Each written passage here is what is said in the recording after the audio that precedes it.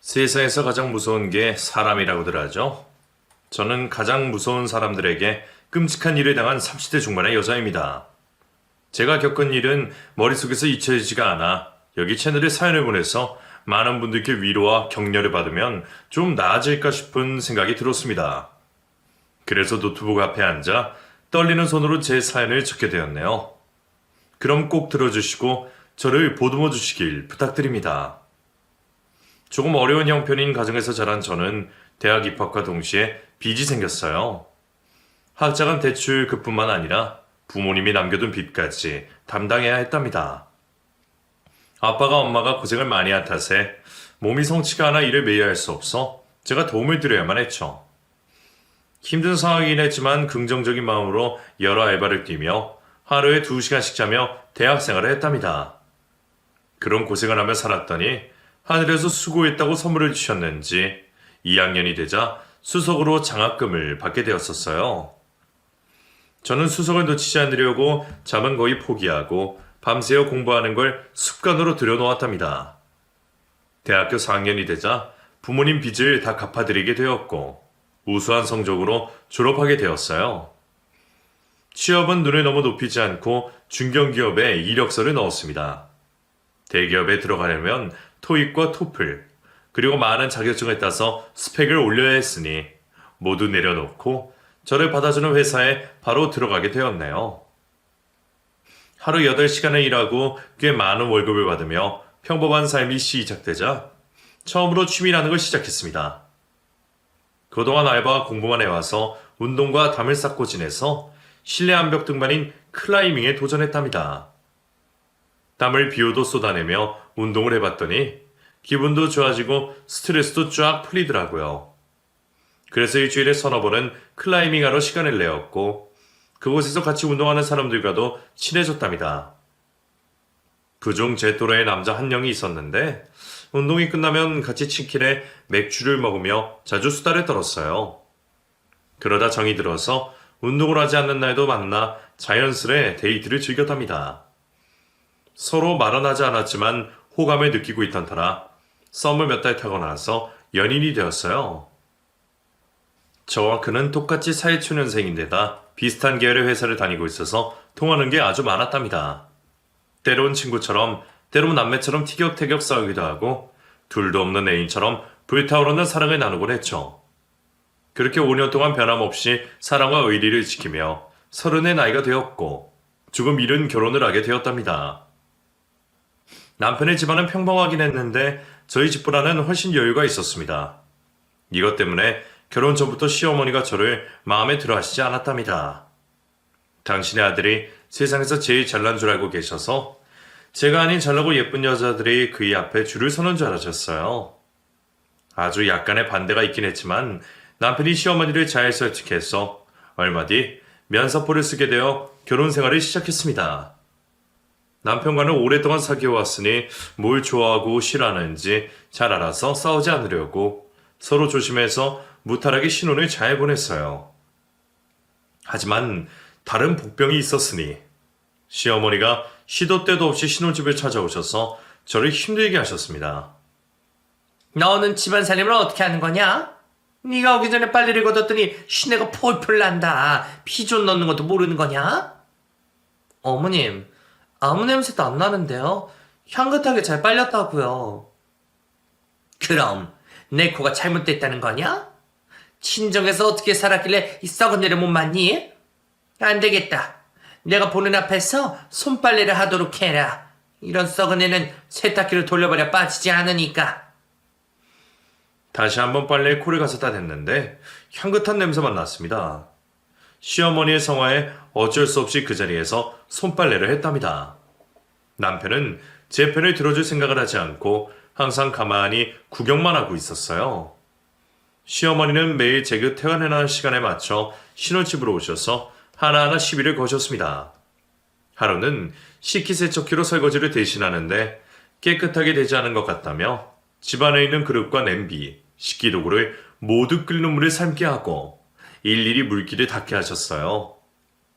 뿐만 아니라 남편의 옷은 러닝과 팬티까지 모두 다림질을 하라고 시키셨습니다. 제가 집에 와서 쉬는 꼴을 보기 싫으셨는지 매일 이런 식으로 괴롭게 하셨어요. 저는 한두 달 참다가 안 되겠다 싶어서 차분한 목소리로 말씀드렸답니다. 어머님, 저희 집에 너무 자주 오시는 것 같아요. 그냥 놀러 오시는 거면 상관없는데 매일 집안 살림 가지고 뭐라 하시니 제가 힘드네요. 그리고 남편과 저는 맞벌이 부부예요. 집에 오면 똑같이 피곤하다고요. 살림을 저희가 분담해서 알아서 잘할 테니 그만 신경 써주시면 안 될까요? 최대한 예의 바르게 말했지만 시어머니의 말을 거스른다는 의미의 말이었으니 바로 훈계를 듣게 되었습니다. 뭐야 지금 너? 돈 번다고 유세했다는 거냐? 아무리 맞벌이 부부여도 내 아들하고 너랑 비교가 돼? 넌 나중에 임신하고 애 낳으면 집에서 살림을 도맡아야 할 거 아니야.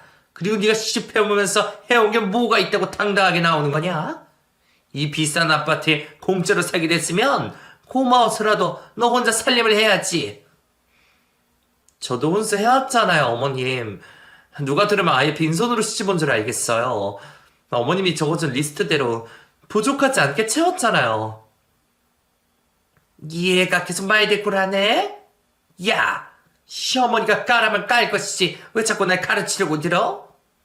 너한테 내 아들을 준 것도 억울해 죽겠는데 이렇게 싸가지까지 없으면 되겠냐? 제가 아무리 뚜렷하고 분명하게 말씀을 드려도 시어머니는 들어주시지 않고 당신의 마음대로 하시겠다며 계속해서 신혼집을 찾아와 저를 괴롭히셨습니다. 이것 때문에 남편과 부부싸움을 자주 하게 되었는데 그이는 그냥 참고 맞춰주라고 하더군요. 결혼한 지 얼마 안 됐으니까 괜히 그러시는 거겠지.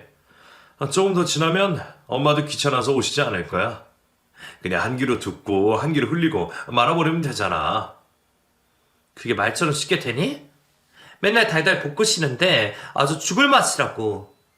나도 퇴근하고 집에 오면 당신처럼 편하게 발 뻗고 쉬고 싶다고. 당신은 내가 혼나고 고생하는 게 안쓰럽지도 않아? 내가 나서면 당신이 더 곤란해질까봐 그러는 거지. 나도 마음은 편치 않다고. 입에 침이나 바르고 말해. 내가 보기엔 당신은 어머님이 오시는 걸 내심 좋아하는 것 같아. 집안일에 손도 안 대고 빈둥거리고 싶어서 말이야. 바가지 좀 그만 긁어. 다른 집 여자들도 이렇게 살아. 눈치껏 산단 말이야. 어쨌든 엄마가 저러시는 거 오래가지 않을 거니까 조금만 참아. 그의 말대로 조금만 더 참으면 시어머니의 발길이 끊어질 줄 알았는데 완전히 정반대였습니다. 김장철이 오자 아예 배추를 저희 집으로 배달을 시켰더라고요. 퇴근하고 몸이 천근만근인 저를 앉혀두고 하나부터 열까지 입으로 시키셔서 일은 제가 다 했답니다. 그때 남편은 누워서 텔레비전을 실컷 보다가 김장이 끝나고 고기를 삶을 때 주방으로 나오더군요. 마음 같아선 김치 싸대기를 날려주고 싶은데 가정의 평화를 위해 꾹 참았네요. 그러다 시어머니는 용돈벌이를 하고 싶으셨는지 보험 일을 시작하셨습니다.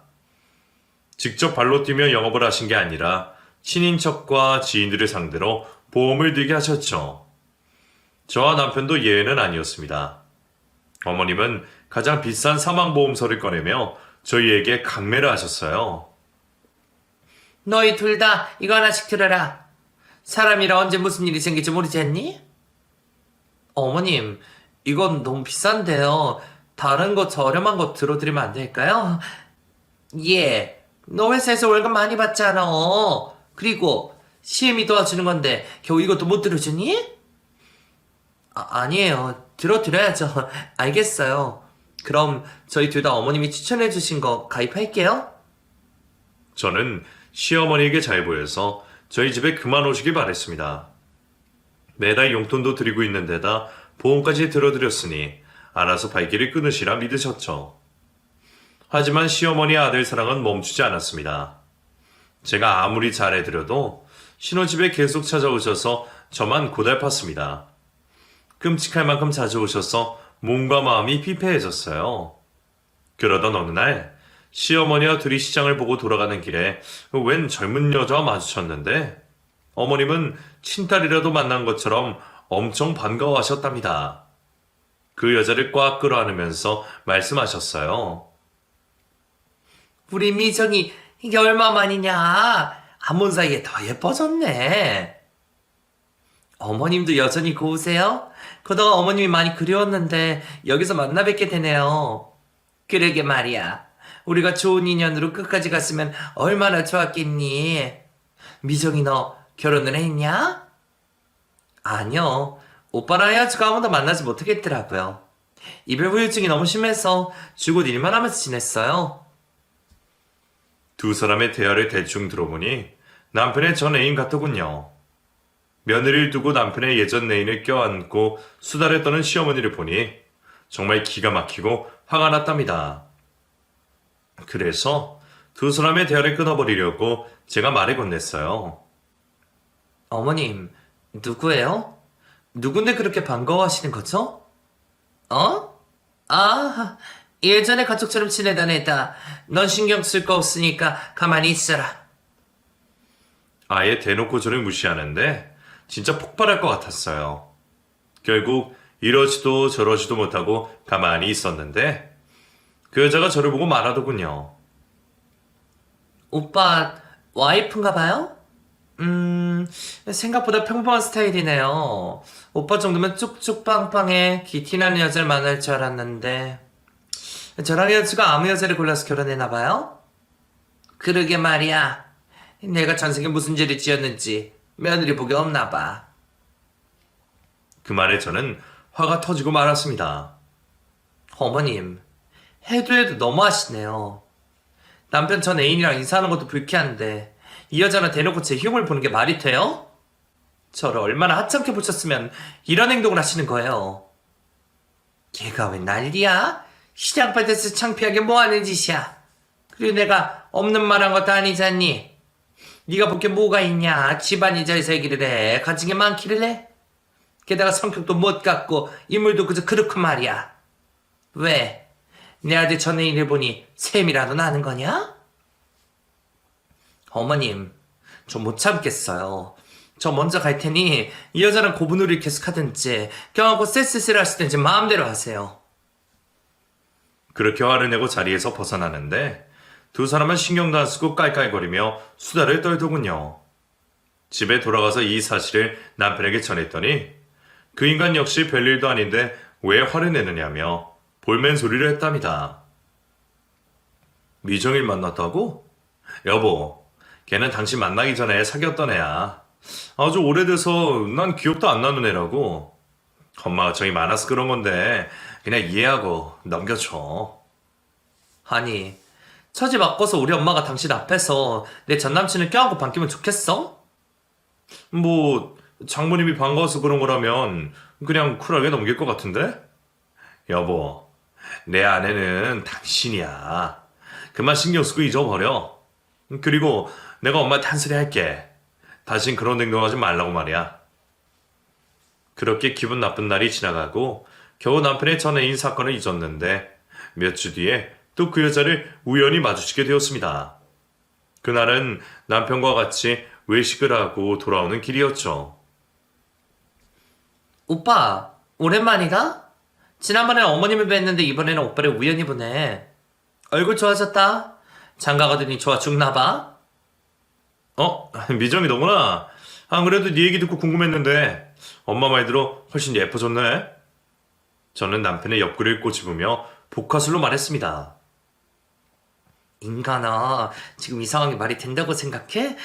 입 닥치고 빨리 집이나 가자고. 아파. 알았어. 그냥 인사 좀 주고받는 건데 왜 이렇게 예민하게 굴어. 미정아, 반가웠다. 내 와이프가 너랑 인사하는 게 싫은가 보다. 그러다 여자는 저를 보더니 희죽거리며 말하더군요. 다 과거인데 뭘 그렇게 신경을 쓰고 그러세요? 혹시 오빠를 빼앗길까봐 걱정이라도 되시는 거예요? 하긴 내가 월등히 예쁘니 그럴만도 하지. 뭐야 이년아? 지난번에는 시어머니 때문에 참았는데 오늘은 못 참겠다. 이 여시 같은 년이 어디서 혓바닥을 마음대로 굴려. 옛날에 헤어진 사이가 이렇게 인사하는 게 정상이라고 생각하니? 대가리에 똥만 찼냐나? 어머, 요걸 아주 사회주기 잘하시네. 이봐요 언니, 지금 시대가 어느 시대인데 인사도 마음대로 못해요. 난 전 애인들과 모두 연락하면서 지내는 쿨한 여자라고요? 쿨한 게 아니라 난잡한 거야. 더러운 주둥이 그만 나무대고 꺼져. 그리고 우연히 다시 만나도 절대 아는 척하지 마.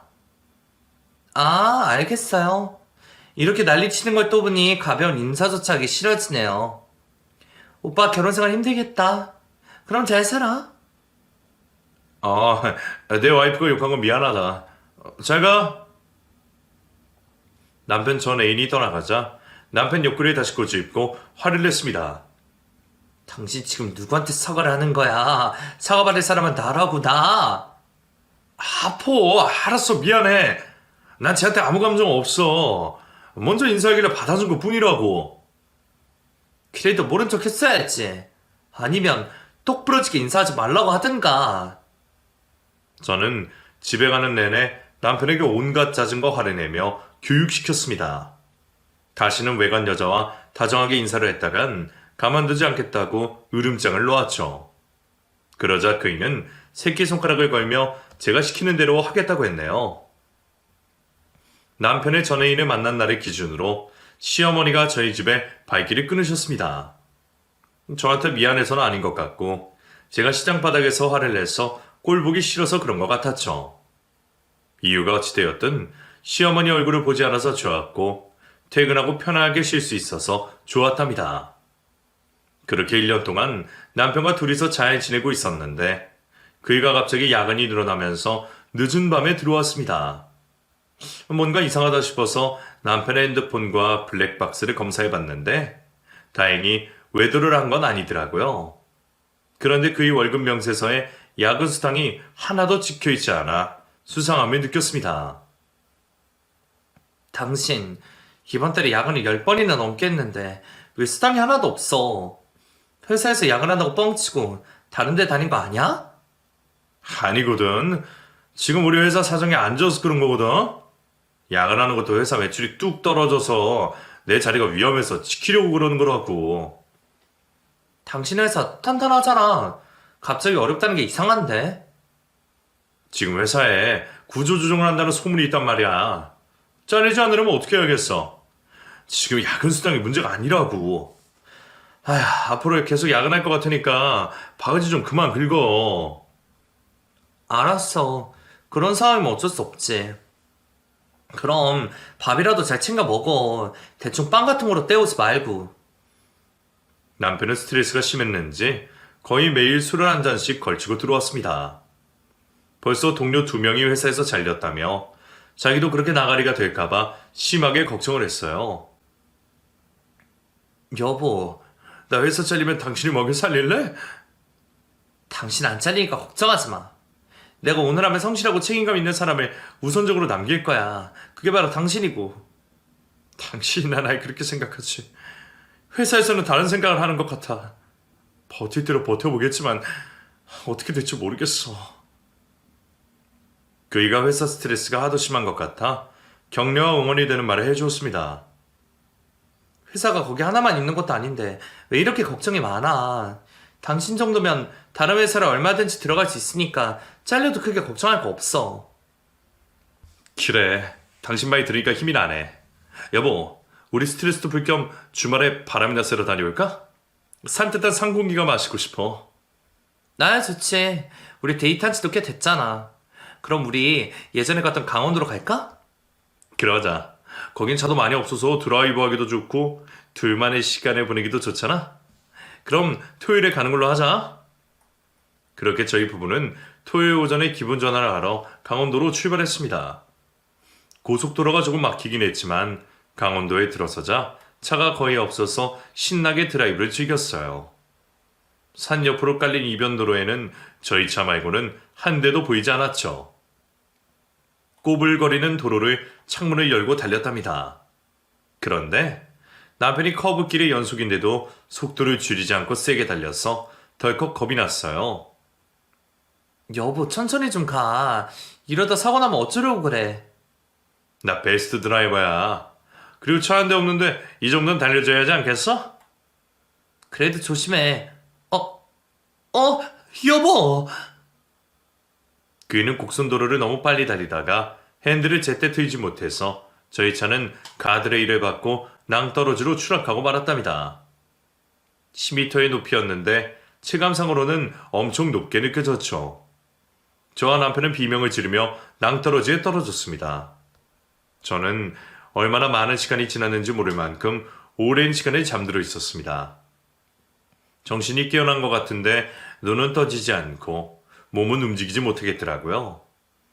귀에 뚜뚜거리는 기계음이 들리고 약품 냄새가 나는 걸 봐서 제가 있는 곳이 병원이라는 걸 깨달았습니다. 이윽고 여러 사람의 목소리가 들리기 시작했어요. 선생님, 제 아내 언제쯤 깨어나는 거죠? 이대로 의식을 못 차릴 수도 있나요? 저도 최선을 다해 수술을 했지만 경과는 더 지켜봐야겠어요. 이제부터는 환자의 살겠다는 의지가 있어야 합니다. 보호자분께서 환자에게 말을 많이 걸어주세요. 움직이지 못하고 의식이 없지만 다 들을 수 있을 겁니다. 의사 선생님 말에 남편이 훌쩍이며 말하는 소리가 들렸습니다. 네, 알겠습니다. 선생님, 고생 많이 하셨어요. 이제 당신이 힘을 내줘야 해요, 여보. 제발 깨어나줘. 잠시 후 간호사가 말을 이었습니다. 목소리를 들어보니 저의 친한 친구들하더고요. 형부, 진정하세요. 진영이 금방 깨어날 거예요.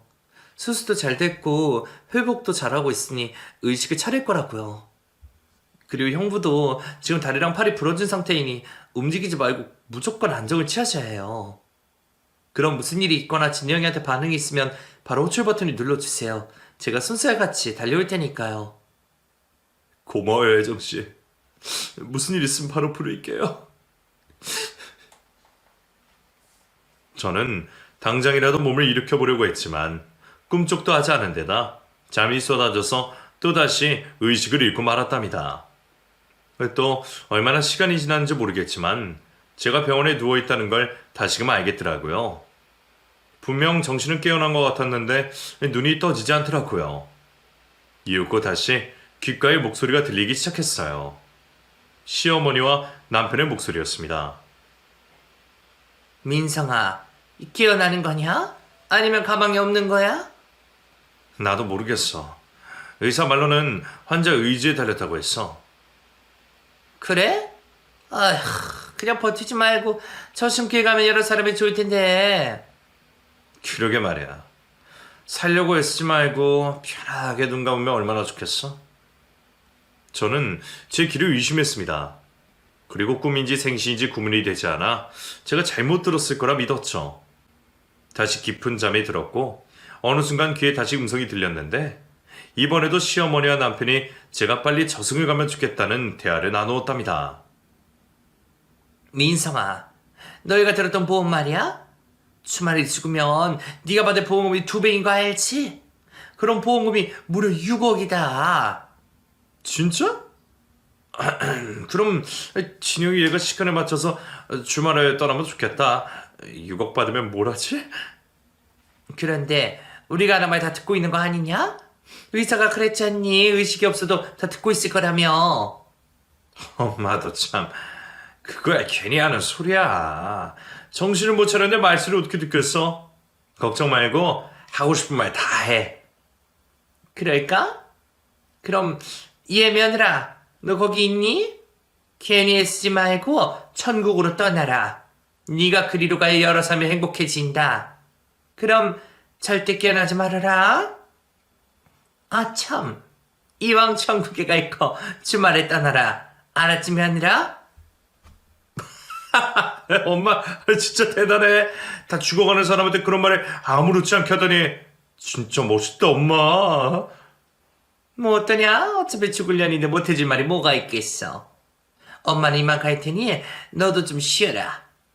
내일은 네 섹시랑 같이 올게. 잘 가 엄마. 그럼 나는 잠이나 자야겠다. 그렇게 모자의 대화가 끝이 나자 남편이 코를 골고 자더군요. 저는 제 귀로 들은 게 모두 현실이라는 걸 알게 되었고 빨리 깨어나서 쓰레기 같은 모자를 응징해줘야겠다고 다짐했습니다. 하늘이 도왔는지 제가 발악하며 깨어나려고 하자 눈꺼풀이 들렸고 손가락을 움직일 수 있었어요. 이윽고 의사 선생님과 간호사 친구가 저를 향해 뛰어왔습니다. 환자분, 정신이 드세요? 진영아, 깨어났구나. 정신이 들어? 쉿. 선생님, 혜정아, 조용히 해. 내 남편이 깨어나지 않게 조용히 말하자. 왜? 이 기쁜 소식을 당장 알려야지. 혜정아, 내가 말할 기운이 없으니까 귀를 가져다 대줘. 설명해 줄게. 저는 친구에게 두 모자가 나눈 끔찍한 대화를 전하고 의사 선생님과 간호사인 친구에게 제가 깨어난 사실을 시댁 식구들에게 비밀로 해달라고 부탁의 말을 전했습니다. 친구는 경악하며 조용히 병실에 나갔네요. 이튿날 토요일 아침이 밝자 잠시 창가를 보다가 누군가 걸어오는 소리에 눈을 감고 계속 의식을 잃은 척했습니다. 시어머니가 어떤 여자를 데리고 병실에 왔답니다. 민성아, 아직 자냐? 일어나봐. 네 색시 데리고 왔어. 오빠 나왔어? 언제까지 잘 거야? 미정이 왔구나. 마이 달링 보고 싶었어. 이리 와서 오빠 좀 안아줘. 은큼하기는. 알았어. 내가 꼭 안아줄게. 그러자 시어머니가 말했습니다. 너희 둘은 다시 봐도 천생연분이다. 그렇게 헤어지지 말고 계속 만나고 결혼했으면 얼마나 좋았겠니? 너희도 헤어졌던 걸 후회하고 있지? 당연하죠, 어머님. 그래도 이렇게 다시 제자리를 찾았으니 얼마나 다행이에요? 내가 미정이 너를 시장에서 만났을 때 느꼈단다. 진짜 내 며느리는 바로 너라고 말이야. 그래서 나의 머리로 이런 멋진 계획을 세운 게 아니겠어? 계획이라는 단어를 듣자 귀를 더 쫑긋 세우고 집중해서 들었습니다. 그러자 남편이 무시무시한 말을 시작하더군요. 엄마가 하도 미정이 다시 만나보라고 해서 한번 만나봤더니 너무 좋은 거야. 내가 이런 여자랑 왜 헤어졌나 싶더라니까? 그래서 마누라한테 회사에서 내 위치가 간당간당해서 양안한다는 핑계로 미정이랑 비밀 연애를 하는데 엄청 짜릿하더라고. 나도 오빠. 오빠랑 몰래 연애하는 게 너무 좋았어. 매일 밤마다 내 집에 와서 뜨거운 시간을 보낼 때마다 구름 위를 걷는 기분이었다니까? 이제 오빠 마누라가 곧 사라질 테니 마음껏 사랑을 할 수 있겠지? 내가 보기에 완전히 맛이 갔어. 머리 수술하고 이만큼 깨어나지 못하면 가망이 없는 거라고. 저 몰래 바람 피운 이야기를 모두 들었더니 부하가 치밀었습니다. 당장 자리에서 일어나 분노를 표출하고 싶었지만 다음 이야기를 기다렸답니다. 이윽고 제가 감히 상상도 못했던 대화가 시작되었어요. 민성이, 미정이, 너희들 꼭 결혼해서 잘 살아야 한다? 우리가 계획한 대로 사고로 외장의 인연을 희생시키게 되었으니 인연 못 가져서 잘 살아야 해. 엄마, 그거야 당연하지. 나도 죽을 뻔하다 살아났으니 무조건 잘 살 거라고. 에어백 아니었으면 나도 송장시세가 되었을 거야. 어쨌든 우리 계획은 성공했으니 곧 받을 보험금으로 미정이가 새롭게 시작할 거야. 오빠, 고마워. 날 위해 이런 사고를 감당해줘서. 나 때문에 오빠 뼈가 부러져서 마음이 얼마나 아픈지 몰라. 오늘 밤은 내가 옆에서 돌봐줄게? 그럼 뜨거운 밤을 보내는 거야? 오케이, 좋아. 아이고, 짐승. 어머니 앞에서 못하는 말이 없어. 나는 괜찮다. 둘이 꽁냥꽁냥거리는 게 아주 귀여워. 사랑스러운 내 자식들이 또 뜨거운 밤을 보내면 어떡고? 달달한 밤을 보내면 어떡겠냐? 그런데 의심받을 증거는 하나도 남지 않았지? 엄마, 블랙박스 집은 내가 병원 화장실 창자에 숨겨놨어. 버리는 것보다 내가 가지고 있는 게 마음이 놓이더라고. 뭐야? 그 집안에 뭐 어떡해? 재수 없으니까 빨리 폐기시켜. 알았어. 태어날 때 돌로 찍어서 없애버릴게. 세 사람은 처음부터 저를 이렇게 보내버릴 계획이었던 겁니다. 회사에서 잘릴까봐 야근한다는 게 바람을 피우려고 한 거짓말이었고, 저와 이혼을 하면 위자료가 드니 다른 방법을 찾다가 사망보험금에 옥해서 세 사람이 계획을 짜서 이렇게 된 거였죠. 시어머니와 상간녀는 그렇다 치지만 저와 5년의 연애를 하고 1년 넘게 결혼 생활한 남편이 이렇게 뒤통수를 날릴 줄은 상상도 못했습니다. 저는 세 사람의 깔깔거리는 웃음소리가 듣기 싫어서 손가락에 끼워진 맥바퀴를 잠시 떼었다가 다시 손가락에 끼웠습니다. 그러자 맥박 모니터에서 삐 소리를 냈다가 맥박에 뛰는 소리가 섞여 들려서 간호사 친구가 달려왔어요. 모두 나가주세요. 진영이는 안정을 취해야 합니다. 혜정씨, 제 아내 죽는 건가요? 안 돼! 남편은 연기를 참 잘하더군요. 실실거리며 웃다가 간호사 친구가 들어오니 우는 소리 냈답니다. 모두 나가고 친구와 둘이 남게 되자 눈을 떴습니다. 혜정아, 이제 다음 단계로 넘어가도 되겠다. 그래? 알겠어. 마음의 준비는 됐지? 내가 부탁한 거 마저 해줘. 도와줘서 고마워, 혜정아. 고맙긴. 너랑 내가 같이 보낸 세월이 얼마인데 이 정도도 못 해주겠어. 내일 모든 게 끝날 테니까 오늘만 참아. 친구는 부탁을 들어주려고 병원 밖으로 나갔고 저는 약의 힘을 빌려 다시 깊은 잠에 들었답니다. 그런데 늦은 밤 옆에서 남편과 상간녀가 그 짓을 하는 소리에 깨어나고 말았어요. 오빠, 병원에서 일해도 되나? 몰라. 우리가 좋다는 안 될 게 있어? 그리고 스릴 있고 재밌지 않아? 스릴은 넘치지. 오빠의 죽어가는 마누라 옆에서 이러고 있으니까 완전 짜릿해? 그래. 그럼 우리 밤이 새도록 불태워보자. 몰라. 저는 두 년놈들이 밤새 내는 더러운 소리를 끝까지 듣고 말았답니다. 다음날 아침 간호사 친구가 병실로 들어와 남편과 상간녀에게 말을 전했어요. 형부, 그리고 동생분, 진영이가 회복하는 게 많이 어려운 것 같아요. 의사 선생님 말씀이 오늘이나 내일이 고비라고 하네요. 혜정씨, 그게 정말이에요? 내 아내가 고비라니. 안 돼. 여보, 눈 좀 떠봐. 힘을 내서 깨어나란 말이야. 날 두고 먼저 떠나면 안 된다고. 당신 없이 어떻게 살란 말이야. 남편 놈은 끝까지 애절한 연기를 하더군요. 역겨워서 오버화이트가 쓰리는 걸 겨우 참아냈답니다.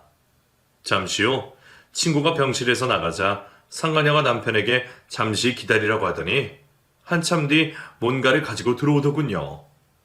실눈을 뜨고 뭐하는지 봤더니 글쎄 두 년놈이 케이크에 초를 켜고 축하 파티를 시작했습니다.